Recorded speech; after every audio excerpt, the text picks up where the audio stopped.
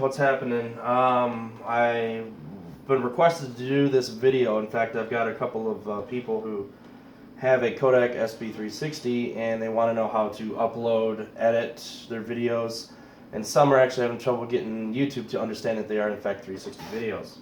So I wanted to kind of go through the process. Now, as of this video, which is what, April 6th of 2015, it is a little bit more complicated than it should be. I expect it to improve over time.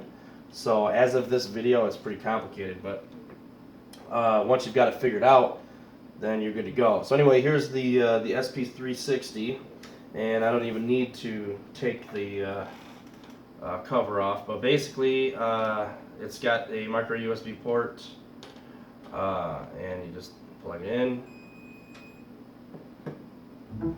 And of course, Windows will recognize it right away. I'm running Windows 7. It'll work with 8.1, 8, whatever. But I downloaded this is the Pix Pro 360 software. It's the latest version. They are at beta 2 right now. This version is required to get it to be YouTube compatible. You have to have beta 2, okay? Or you have to have 2.0 beta 2. So if you're using an older version, it's not going to work. So anyway, the software automatically sees and recognizes the camera. It sees the actual videos, and so here is a video that I recorded going home from work, and I also had doubled a standard video, not in 360. So what you have to do here, and this is what I don't like about the software, what I'm going to be doing is, because you don't need to see me leaving out of the parking lot or anything else like that, what I'm doing here is I'm basically looking to see where I want to start cutting the video, and that's probably about right here, about a minute and, let's just say, a minute and 12 seconds. I mean, this is just the video. This is a particular video. So what you do is you use the editing software, and in this case, because I have the camera upside down, I had to actually flip the image. And it's got the different view modes here, but basically when the camera's upside down, then I have to flip the image up so that you can obviously see without it being upside down, okay? So once I've flipped the image, and I just use this segmented just to make it easier for me to actually see. There's different modes here, like extraction. You can basically follow around, and then they've got all sorts of there's different ways to view it. You don't have to necessarily view it in some weird obscure thing like this. They have different things. I just normally use segmented. I don't know, that's just what I've always used, although extraction is probably easier to follow than any of the other ones, because you can actually scroll around the actual video, okay? So anyway, once I have actually figured that out, and I do this just for the sake of completion, I don't know why, but I click segment, and then once I have the actual view, then I click YouTube compatible. Now what it's doing here is it's actually recording. This is what I find cumbersome about the Kodak software. It's actually re-recording the video and converting it to YouTube compatible as it's going along, right? So I've got a 10-minute and 34-second video here, and so I have to sit here for 10 minutes and 34 seconds while this thing does its job. It would be so much better if it were faster, if it used hardware acceleration, whatever, because it's basically just going through frame by frame and making it compatible with YouTube in real time, which is really annoying. So anyway, it's going to go through. I'm not going to have you sit there for the next 10 minutes watching this thing convert, but anyway, it's going to go through and it's going to convert to YouTube compatible, okay? Okay, so the video has finished processing, essentially recording itself over, and now I'm prompted with where I want to save it. Obviously, I'm going to save it to where I usually edit my videos, which is just whatever, my own folder.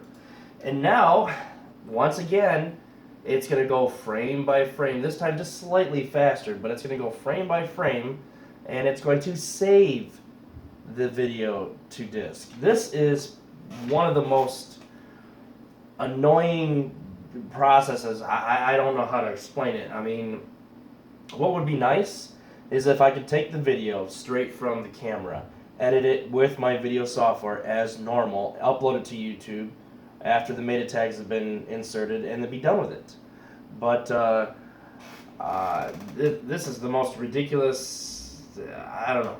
So anyway, hopefully they fix that. Hopefully this video is old enough where you guys don't have to deal with this, but as of beta 2, this is what you have to deal with, unfortunately. So now I'm going to have to sit here for about another 10 minutes and let this video save itself to disk so that I can begin editing it. Okay, so the recording software is done now, finally. And I just click finish. Now, if I were doing additional videos, then I would obviously click one of them from the list, whatever I happen to be doing, but I don't need to do that for this demonstration. So now I can close the software, and now I use a program called Power Director. It's something I've used since I started YouTube in 2009, okay? It's just my preferred editing software, okay? So just keep that in mind. You can use pretty much any editing software that will read the files, okay? And most video editing programs these days will read MP4s just fine, and that's exactly what the 360 videos are turned into, is an MP4, okay? So here's the actual file that is now YouTube ready. So essentially all I have to do is insert the meta tags into this video and then upload it to YouTube, and it's done, okay? So here's the video, and I've made comments about this before as far as the video quality and so on, and you can see here just how good the video quality is. You can see the detail in this.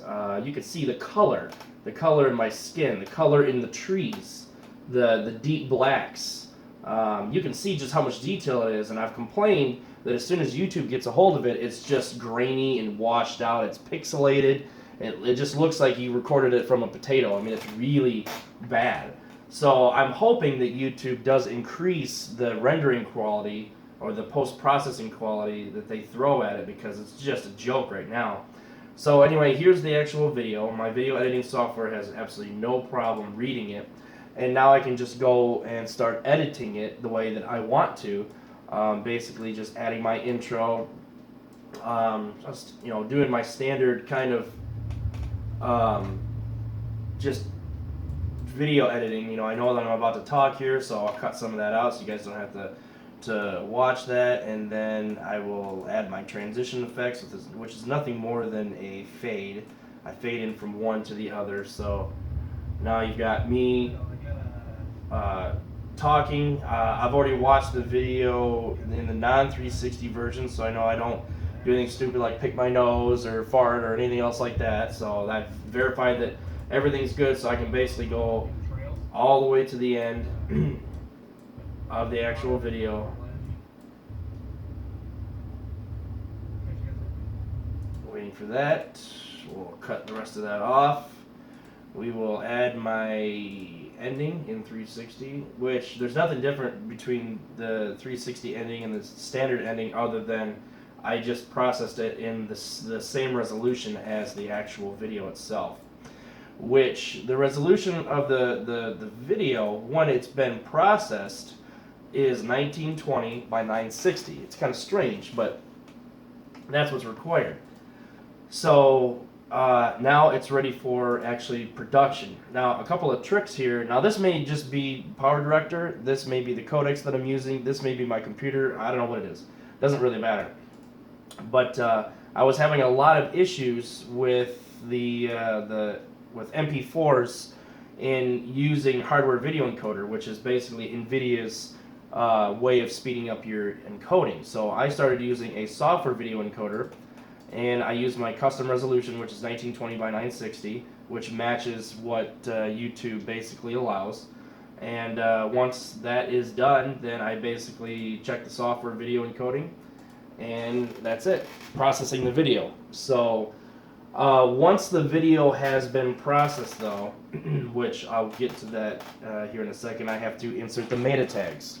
Okay, so the video is done encoding, And before I move on, I wanted to mention that the reason that I go with a software video encoder is because when I was using NVIDIA's hardware encoder, I noticed that a lot of times the audio and video would desync. So as the video went on, the audio actually started to lag behind the video. And I did upload one video without even noticing that. In fact, when I watch these videos, even with the software video encoder, I always jump ahead to make sure that towards the end it's still in sync. And I just didn't do that with that video, and of course that video happened to mess up. So what I did actually end up figuring out, what I do is I'll watch the video, I'll skip ahead.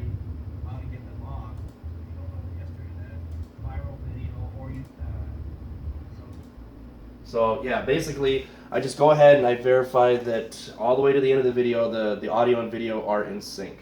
And the software video editor just basically, or encoder usually, or just basically uses my my 4790K CPU instead of the actual hardware encoder, which are my NVIDIA 760 cards.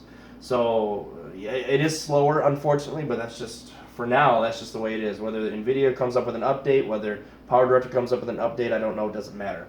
So your settings may vary. So anyway, now we actually have the actual video file that is almost ready for YouTube. So what I do now is I actually have to insert the meta tags, which allow YouTube to understand that this is in fact a 360 video. So at this point, then basically I just choose the video, and of course I'm going to verify that this is my 360 video, which it is. I just choose that video and inject. And then it's going to ask me if, or ask me for a separate name from the video, from the source video, which I'm just going to put 2. And it takes it a second, and there it goes. Okay, so now it has injected the meta tags needed for YouTube to understand that it's a 360 video. And that's basically it. I mean, really, that's it. And here's the video that I'm going to be uploading to YouTube. So, yeah. Here's the actual video if you want to get technical. But you can see here, as I said before, the quality is so much better looking at it right here. And you can say, oh, well, it's because you're not zooming in. Well, you know, quite honestly, it just looks way better. And I just hope that YouTube fixes this problem, because it's just so much better locally than it is once it finally gets to YouTube. So anyway, that's it. The video is done. It's ready to be uploaded, and it's a complicated, long process. It's annoying, but for now that's just the way that it is. So hopefully that helps you. Video software depends on your personal tastes. But you do need that Kodak software in order to get the file YouTube compatible, then onto your computer, then so you can edit it. Now, alternatively, you could just copy the raw file from the camera itself to your drive, and then just add the meta tags, and then obviously you could upload it to YouTube. I choose to use my video editing software because I like to be able to trim things down and whatever. So yeah, that's basically it. So hopefully that video, this video helps you. If you have any questions, let me know. Take care.